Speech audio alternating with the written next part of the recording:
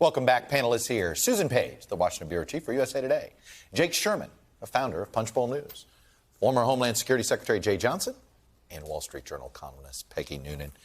All right, Mr. Sherman, you're the creature of the Hill as far as this panel is concerned. Both Bernie Sanders and Cedric Richmond said this is not about a number. They said it multiple times.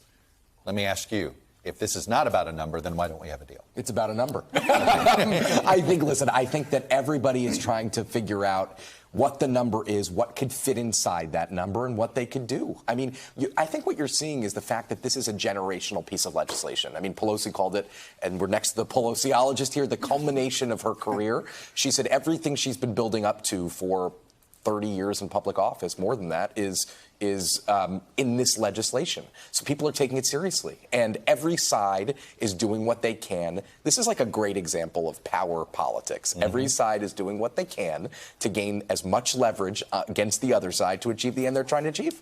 Susan, Speaker Pelosi rarely blinks, and the progressives made her blink. And they made her blink. And, you know, and of course, when you go back to the Affordable Care Act, which was a comparable big victory. Let's assuming she gets a victory here, but it was the last kind of big victory where she faced seemingly really difficult odds. The liberals, the progressives blinked on things like the public option. And they did not blink this time. I think there are two reasons. There are more of them. Mm-hmm. And they are willing to risk getting nothing as opposed to accepting half a loaf. And that has changed the political landscape here. Jay Johnson, and I know people hate this phrase, the conventional wisdom, right? Yes, right. But our friends at the New York Times put it, okay, Biden sided with the left. Now, I said this to the White House, and the White House would say it was just political reality of getting a bill passed. They don't accept the idea that they sold the moderates out. But some view it that way.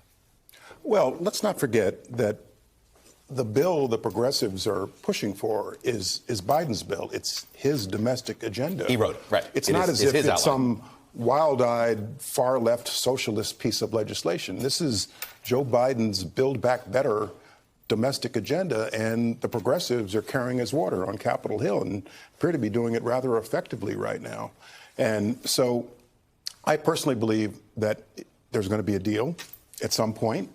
It's going to be messy. Not have a deal, right? Yes, I think that's what a bunch of us looking at. I don't know how they get their deal. Whether it's 3.5, 2.5, 2.75, who knows? But there will be a deal because none of them can walk away empty-handed. You know, Peggy, though, Susan brought up health care. And I've been thinking about health care. I remember when the deadline was the August recess. And then the deadline was the end of September. Then it was Thanksgiving. Then it was Christmas Eve. And then, it was March. And we got to the point where the process so dominated that the legislation never had a chance to get sold to the American public. Yeah. At what point do the Democrats fall into that trap with the process consuming the substance?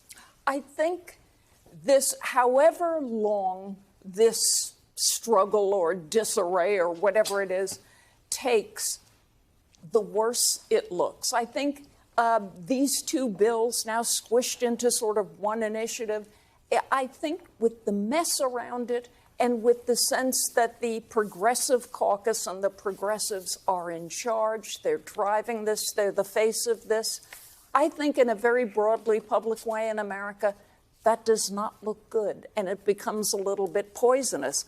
I mean, I think when you move on something as big as 3.5 plus 1.2 for the infrastructure, you're talking about big things. You ought to have some sort of mandate behind you. Yeah. They've got a 50-50 Senate, a close House. Joe Biden was not elected in mandate territory. So I don't understand what they're doing. It seems to me that a 1.2 trillion infrastructure bill, it's popular, pass it. Take the win. Beyond that, you have a separate bill. Tease out the most popular things, take those wins. I don't get the maximalist attitude at all. I'm guessing you may have been eavesdropping on Terry McAuliffe's phone calls, because I say this because at a debate earlier this week, I asked Terry McAuliffe about the 3.5 price tag. He took the opportunity, Jake, to take after everybody in Congress. Take a listen. I think the 3.5 is too high. Do you? Sure. But here's my message to Congress. I am really sick and tired of all of them. They got to stop their little chitty chat up there, and it's time for them to pass it. Let's get this infrastructure bill passed for America. 30 seconds. We teased this show about 22, But the canary in the coal mine about the Democratic Party's position in America is in a month. Yeah, I think, listen, it's an easy battering ram to just say, Congress is bad and everybody will agree with Congress being bad and not being able to do this. But listen, I think that this is what Josh Gottheimer and the moderates are saying, right? Give this guy a victory. Give Joe Biden a victory. He needs it now. His poll numbers are down. He just had a really difficult withdrawal from Afghanistan, to say the least. Give this president, our president, the Democratic president, a victory. That's what the moderate Democrats are saying. And here's why they're not doing that, is because they think this is the last train leaving the station. That's what I was wondering here. That's the risk. This is why everything's been piled into this reconciliation bill, because there is entirely possible that is the last chance to get a big piece of Democratic legislation through before we are completely overtaken by the midterm. The reality, the psychology driving a lot of this is the fear that a 4-year presidency or a 2-year Congress is really only 1 year to get big stuff they're acting like it. There's no clear. It's probably true to some And degree. it's not even a year, it's a month. To get big stuff done. So what happens is 95% of the people's business all gets done at the 12th hour. This is the issue. There's no second bite at the apple. And guess what? Look back the last 30 years. Nobody's gotten a second bite at the apple. George W. Bush got to do one big thing. That was it.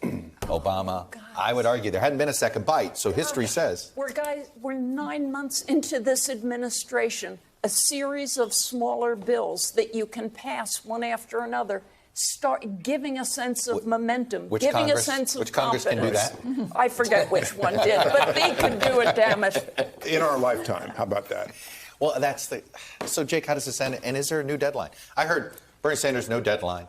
We joked about what happened with health care. Is the end of the year unreasonable at this point? No, I think that's the story that we're looking at. I would also say that the health care law was passed over 10 months.